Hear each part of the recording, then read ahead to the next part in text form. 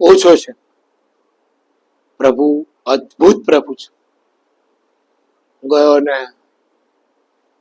Rana clerk હતો, એને કહ્યું કે આ તમે ચાસિયા બધા એ ભણી ભણીને પાસ જ થઈ જાઓ છો, કોઈ 12માં ફેલ જ નહીં થયું. મેં કીધું શું થયું? રાણા સાહેબ તો કે ભુજંગણી સાહેબ પાસે જાય કે છે. તો એ પ્રિન્સિપાલ એટલે એમની પાસે ગયો તો મને કે તમે નીકળી ગયા છો, તમને શર્ટી ને બધું આપવામાં આવશે એટલે બેસો. પણ સરસ રીતે ઈશ્વરનો આભાર માનું છું કે એ ઘરે આવ્યો ત્યારે મસ્ત હું હસતો નતો, એટલે મરિયમ માને એવું થયું કે હા આવા ફેલ થયો લાગે છે. તો મને કહે છે કે નાપાસ થયો? મેં કીધું ના પાસ થયો. નાપાસ જ થયો લાગે કે હસતો નહીં. તો તમે કહો આ રહ્યું રિઝલ્ટ. પછી કહ્યું કે બરાબર પાસ લાગે છે નહીં? મેં કહું પાસ જ છું. એ પીટર દાદાને કર્યું એને કહ્યું કે જો આ પણ ઈશ્વરનો આભાર માની છે. ખાલી એક નાની પ્રાર્થના, તમે જે જગ્યામાં છો, તમે જ્યાં છો, પણ તમે ભયભીત થશો નહીં, તમે બીસો નહીં. દૂતે ભરવાડોને બહુ ચોક્કસ કહી દીધું કે તમે ભયભીત થશો નહીં, બીસો નહીં. જુઓ પ્રભુ જન્મ્યા છે.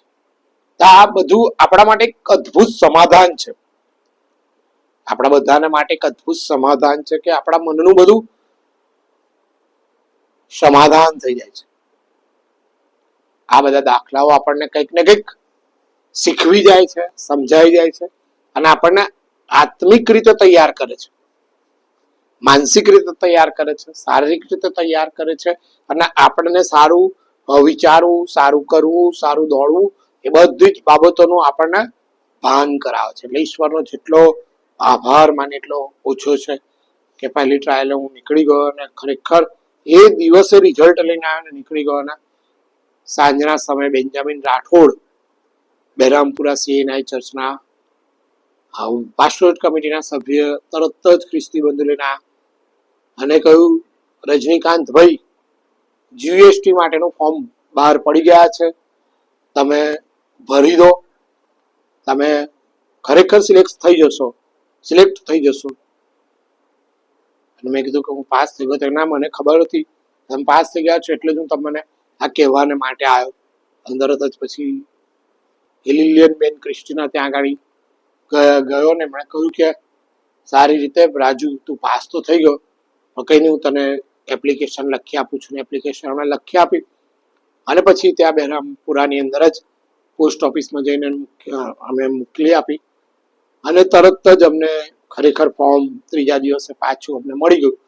તરત ફોર્મ ભરાઈ ગયું. પ્રભુનો આભાર માનું છું કે ઈશ્વરે એમની કૃપા પૂરી પાડી. ઇન્ટરવ્યુ સમયે અમે ગયા તો 40 જણા હતા. ત્યાં આગળ ઇન્ટરવ્યુમાં અમને બોલાયેલા કે તમારા ખર્ચે આવું અને તમારા ખર્ચે પાછું જવું પડશે. ખાલી અમે તમને ઇન્ટરવ્યુ પૂરતું 10 વાગ્યાથી 5 વાગ્યા સુધી ચાલશે, તમારો બધો ખર્ચો રહેશે, જમીને આવું, જમવાનું કોઈ તમને બિલ મળશે નહીં. પણ ઈશ્વરના આશીર્વાદ સાથે મને એમણે કહ્યું કે હું તને છોડી દઉં છું, મારે આશ્રમ રોડ પર નોકરી તો જવાનું જ છે એટલે તને છોડી દઉં છું, પછી હું છૂટીશ. એટલે 1 કલાક વહેલો છૂટી જઈશ. 6 વાગે છૂટું છું તો 1 કલાક વહેલો રજા મૂકી દઈશ ને તને લેવા માટે એલિઝબ્રિજ પાછો આવીશ. મેં કીધું સારું. પણ ઈશ્વરનો બહુ જ મોટો આભાર માનું છું. એ સમયે એમણે એક જ કહ્યું કે રાજુ 40 જણા છે, તારો ચાન્સ લાગશે નહીં, પણ દુઃખી થતો નહીં. તારો ચાન્સ નહીં લાગે પણ દુઃખી થતો નહીં. કઈ નહીં, હવે જે છે એ છે જ.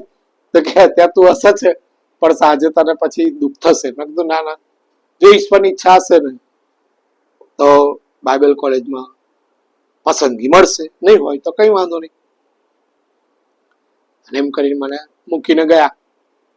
હું તો અંદર ગયો, બધાને જોયા, બધાને મળ્યા, બધા ઇન્ટરવ્યુ થયા.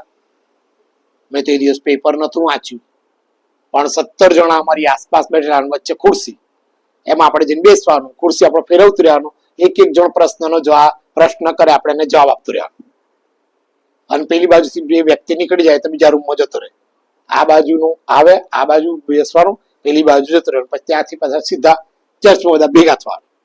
એટલે કોઈને કશી ખબર જ ના પડે કે કયો પ્રશ્ન કોને શું પૂછ્યું, કોને પૂછે એમ.